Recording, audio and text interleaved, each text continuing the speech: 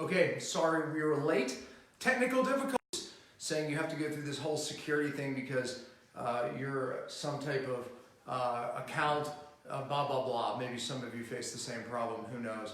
But I think it's because it's a high profile account. So a lot of viewers, they start making sure that everything's legit. Who knows? Needless to say, we'll give some people time here to get on. I have to say, if you haven't watched the last videos, make sure you do, especially last Wednesday, that really set up this topic of 5 things that we can look at. I'm going to flip to it.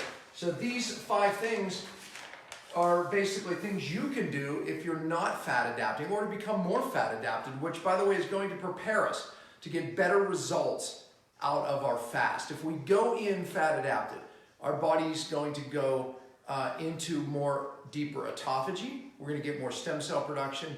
We're going to get more healing in general. That's the whole idea of this, right? So preparing you for the fast to get the best results. You don't waste your time. No one does. And with each fast, you get healthier and healthier. So teaching my book, Beyond Fasting, and you can get it on my website, but my beyondfastingbook.com is where you can get the actual book. And pray for me because I'm starting Beyond Detox, which was last night's topic, right? There's so much around that topic. I almost feel bad when I leave those videos. I'm going, oh, if they only knew. And I just hit myself for about 10 minutes. It works. I feel better after that. But anyways, this is really what drove us into this whole topic, because these are the 5 things that really can help you become more fat adapted. You may need less carbs. Go back and watch last week's video. You may need less protein. You may need more electrolytes. Detox, that was last night's video. And also the diet variation, which we started off. The first goal for you all was weekly feast-famine cycles. And I gave you the first goal, which I call, these are being really tough tonight, my 5-1-1 rule. Okay, that was the first goal. Most of you hopefully did this.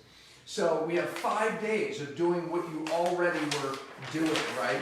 We have 5 days of doing keto, fat adaptation, I'm having trouble with the paper, and intermittent fasting.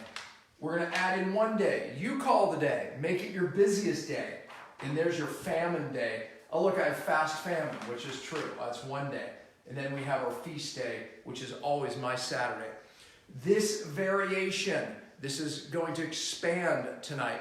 This variation works because you're forcing the body to adapt to dietary changes. And one of the things that I cited in the book is the studies on when you have a day, maybe even just eating 500 calories, and then a day where you just eat a regular diet, feast, and then 500 calories, feast, or no calories. This works better for metabolism, weight loss, fat burning, than a constant low-carb diet, a constant low-fat diet, a constant high-fat diet, whatever the diet. It always works better, and the reason is it forces adaptation. So the question is, what do I mean by adaptation? Well, if you work out, you get stronger, better, more fit, lose weight because your body adapts to the stress.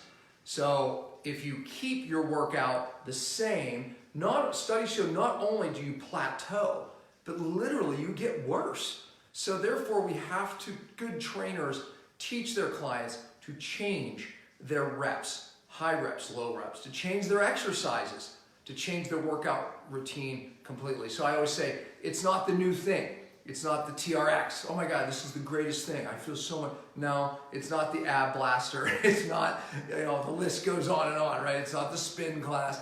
It's the change.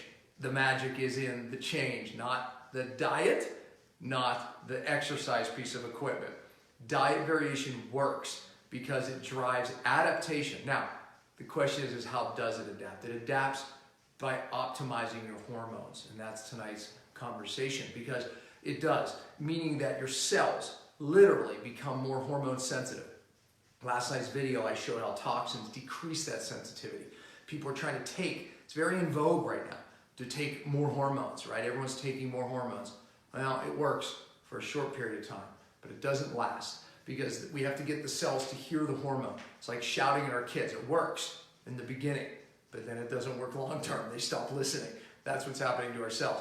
So that can happen from toxins. But we want to make our cells hear hormones better. One way is to change diet, feast, famine. So we talked about seasonal variation. We're going to talk more about that because after the fast, I'm going to tell you what to do to maximize your hormone optimization, continue this amazing cellular health and healing. So we're going to talk more about seasonal. Tomorrow night, I'm going to talk about monthly variation. And tonight is the continuation of this feast-famine cycling weekly. So the bottom line is that this creates this hormone optimization like exercise. And by the way, another example I gave in my book was hot-cold. We know that studies, if we get mice or rats that are stuck in weight loss, basically weight loss resistant, what happens is we put them in cold, hot, cold, we can break them out of it. Why? Their body goes, oh my God, I'm going to die when it's in the cold. And this is why cryotherapy and ice baths work. And then what does it do? It raises up growth hormone, it raises up norepinephrine, down-regulates inflammation, and all these amazing things happen because the body thought it was going to die, and it does everything to survive, so it optimizes its hormones. Exercise, diet shifts and changes, all of it does the exact same thing. We know now that part of that adaptation is also the microbiome changes, literally, our gut bacteria change, which also has a survival mechanism via hormone optimization. So all this stuff occurs when we switch and force the body to change and adapt. So that's what this does, 5-1-1. Tonight, we're going to take it to the next level, and we are going to make our bodies adapt with a little more stress. This is called mitochondrial fitness, is what I like to call it, metabolic mitochondrial fitness. And we're gonna turn up the lever here a little bit, and we're gonna go to a 4-2-1. Meaning, we're gonna add one more day of fasting. So we're gonna have 2 days of fasting. Now, just to repeat, what can that be? That could be 500 to 800 calories, one small meal. That really leverages autophagy. That really puts the pressure on the mitochondria. If you're like a real stud and you want to do that overachiever type of thing, don't eat it all. But most of you, just one meal, eat to full. That's it. You don't have to overcomplicate it. You're going to fast maybe 23, 24 hours, but you're going to do it twice. Question, does it have to be back to back? No. Matter of fact, more random. I just pick random days. I never plan it. Sometimes they are back to back for me, but I pick my busiest days and I never plan them in my schedule. I just know a busy day and I just go, okay, I'm just going to roll through and just eat dinner. Don't plan it. Too stressful to plan it. Just kind of let it roll through. So it could be Monday, it could be Wednesday, Monday and Wednesday. And then this is still your feast day, which mine I love doing on Saturday. It could be Sunday. And then what does a feast day look like? A little bit of review.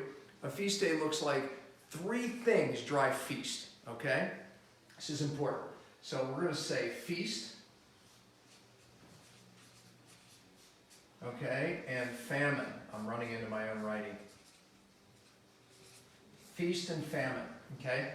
Feast stimulates a pathway called mTOR. Okay, mTOR pathway is a building pathway. So if you think about a bodybuilder or an athlete, they want to stimulate mTOR. It's a growth pathway. So plant-based people, anti-agers, they hate mTOR. Because studies show if you stay in mTOR, you age prematurely. It can drive cancer. It can drive bad cells. It's true. However, I'm not telling you to stay there. I'm telling you to do just a couple days, 1 or 2 days of a feast, okay? So that's what we want to do. We want to stimulate that mTOR. It's healing. So the example I gave you last time was if a bodybuilder takes steroids, actually when they first start, their joints feel amazing. They feel amazing. Doesn't last because their body starts not producing their own. But the point is temporarily, it actually really heals them. And then the disaster comes later.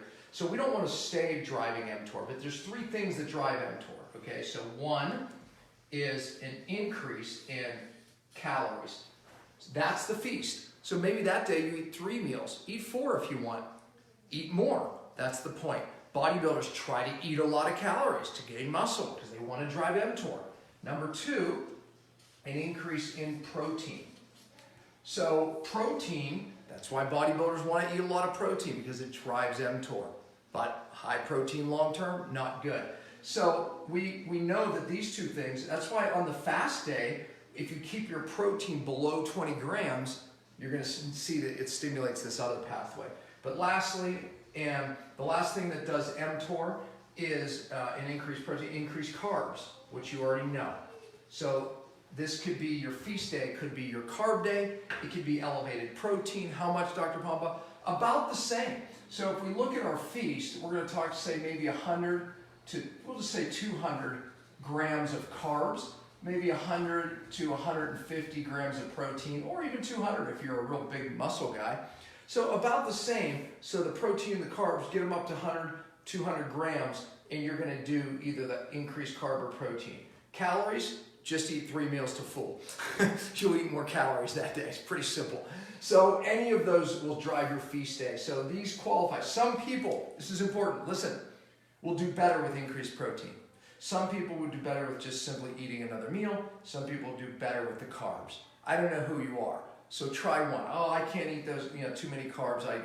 Okay, try protein. Any of these will drive this pathway, which does the same thing. It accomplishes the same thing we want to accomplish on the feast day. Number one, it reminds the body it's not starving. And number two, it creates this forced adaptation.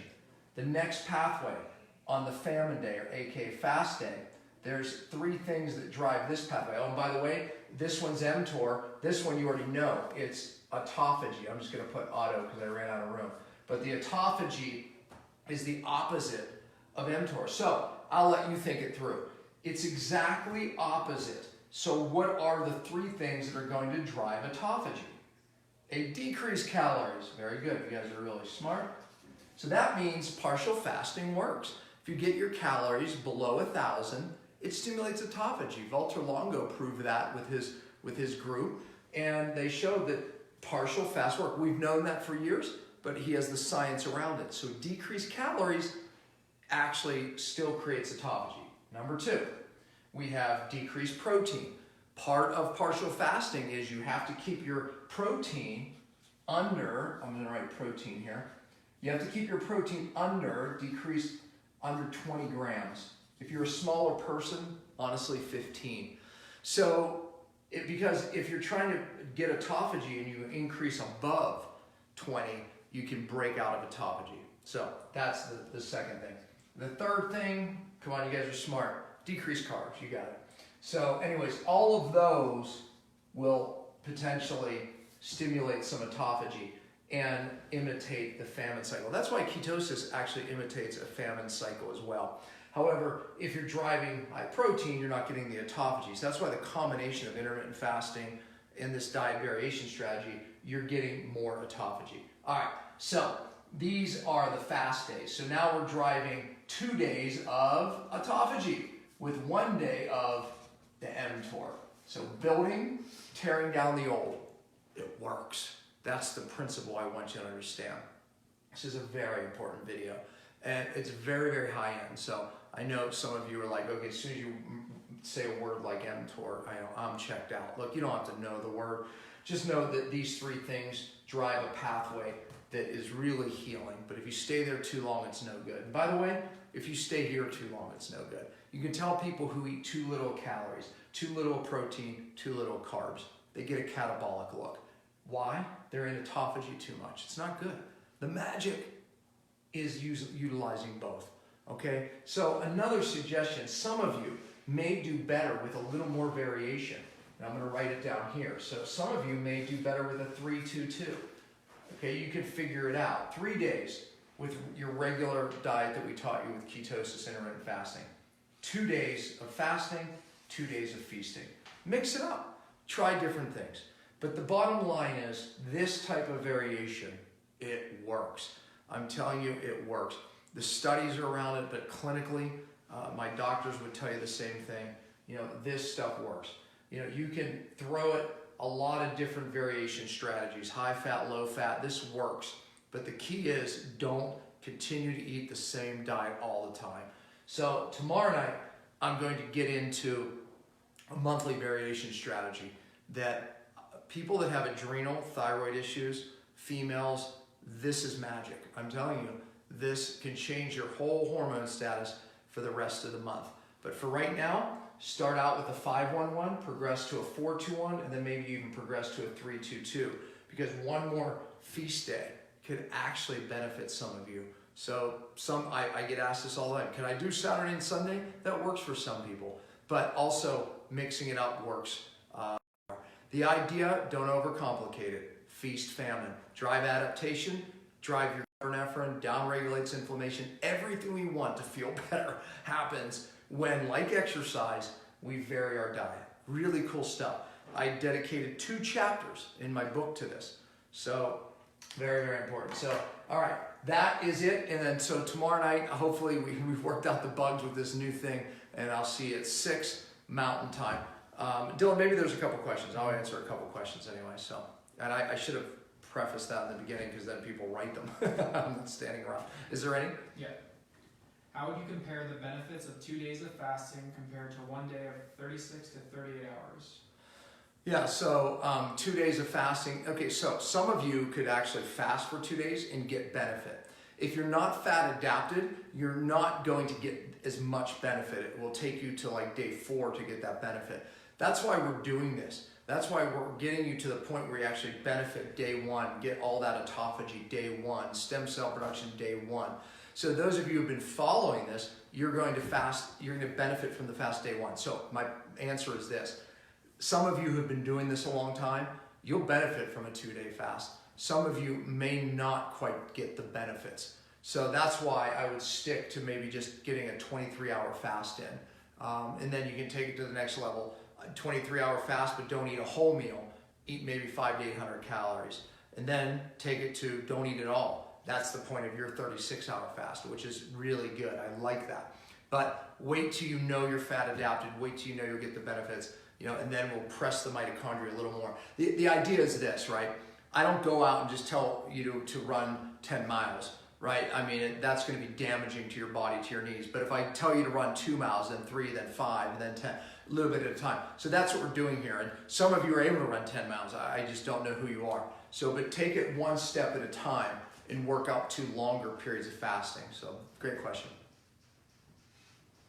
So this is safe for someone going through thyroid issues, hormone/adrenal So issues? thyroid and adrenal issues, you actually typically will do better with an extra random feast day. We know this. The more variation for adrenal thyroid conditions, the better. Tomorrow night's an important video for you too, because we need the monthly variation as it turns out. So yes, you just need a little more feast, and then the feast famine actually works. If you try just a famine, doesn't work. Low carb diets alone does not work long term for y'all. So when you add these feast days, and by the way, some people need 3. I've had many really blood out adrenal people do 3 feasts. So it's almost, feast, famine all through the week. And that works better. Absolutely. That's it. Okay, awesome. So I'll see you tomorrow night, 6 o'clock.